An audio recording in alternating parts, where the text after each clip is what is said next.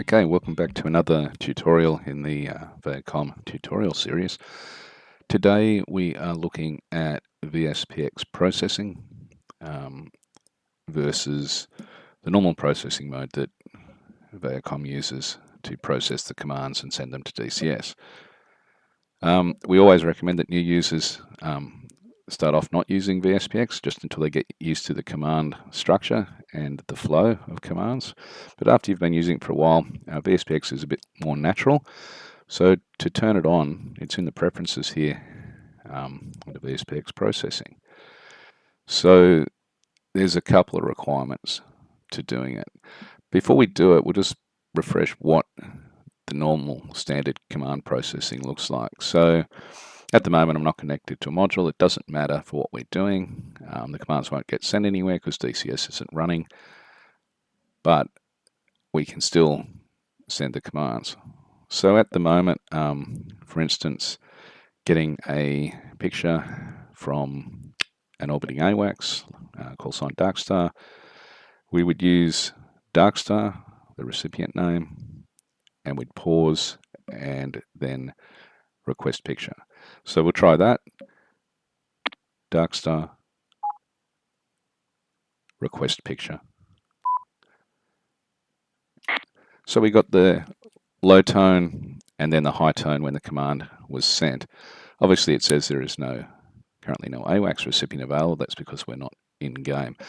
But that's how it works normally in Vaicom.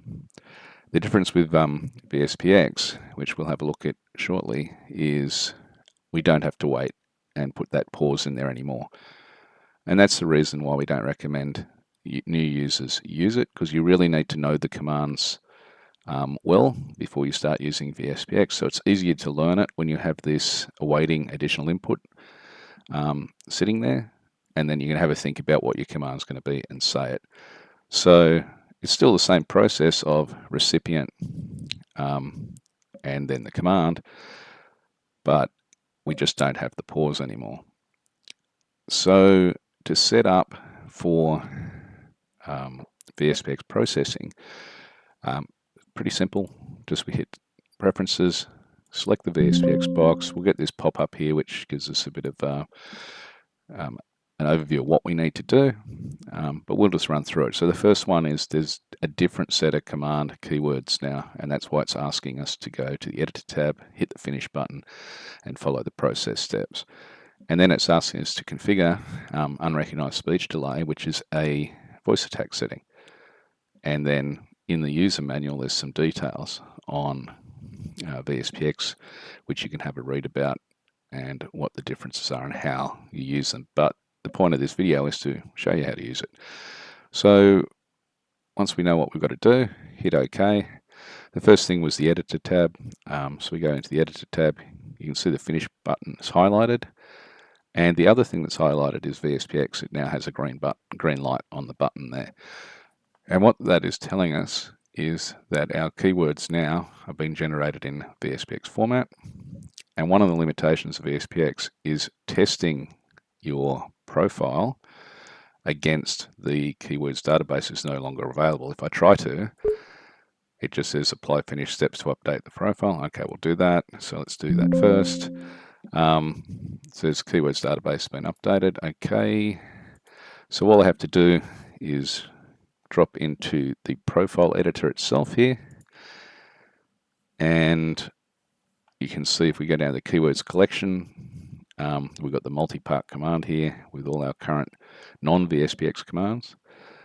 If you see it and it looks like this with multi-lines of all your commands, it's because the multi-commands are expanded. You need to consolidate them by clicking that down here, and it'll consolidate them down to a single line.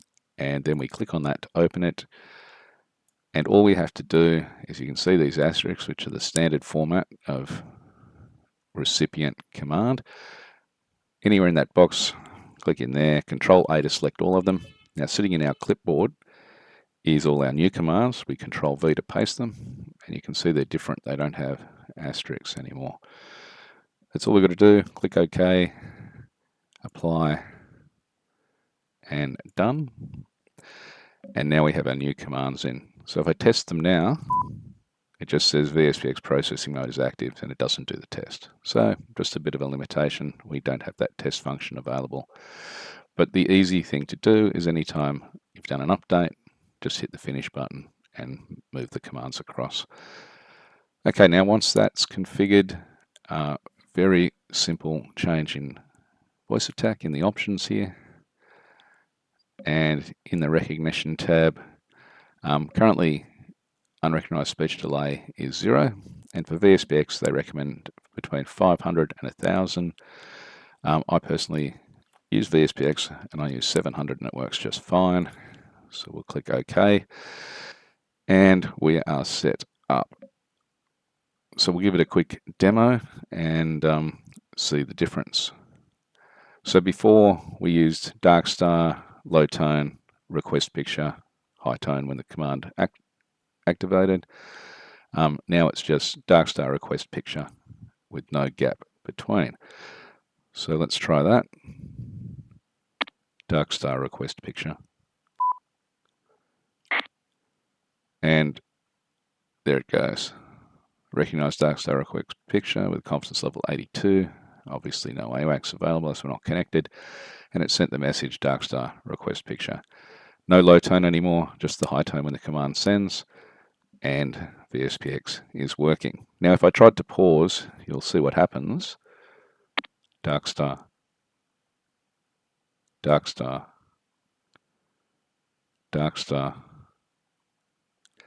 It can't resolve it because dark star, even though it's a recipient, is not a full VSPX command. So it doesn't see those commands anymore. So no waiting. So dark star request picture. And get sent straight away. So that's VSPX in a nutshell. If you want to have a read about VSPX, come into the Help tab, press the PDF manual button, and it will bring up a PDF for us. And I'll bring that across. And there's your options for VSPX processing on page 18. And it gives you a bit of information there in the manual.